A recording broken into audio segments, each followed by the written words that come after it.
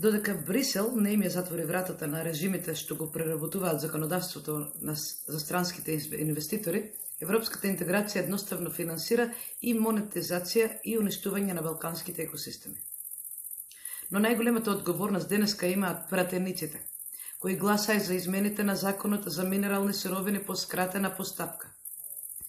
Наместо да отворат широка јавна дебата и да ги слушнат граѓаните, научната јавност, земјоделците и еколошките организации, тие за неколку дена ги променија правилата во корист на големите инвеститори. Со овие измени се намали можноста на граѓаните и локалните заедници да влијаат врз одлуките што директно го засегаат нивниот, нашиот живот, здравје, земјоделство и животна средина. Практично претениците одлучија интересите на инвеститорите да ги стават пред интересите на народот.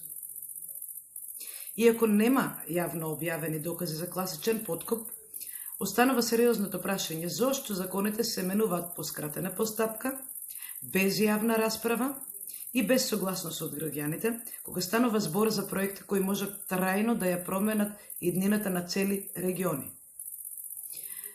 Кога законите се менуваат за да им одговараат на моќни компании, кога институциите не ги штитат граѓаните, а судските одлуки се носат врз основа на закони донесени без вистинска јавна дебата, тогаш граѓаните имаат право да се сомневаат дека државата не работи во нивни или во наш интерес.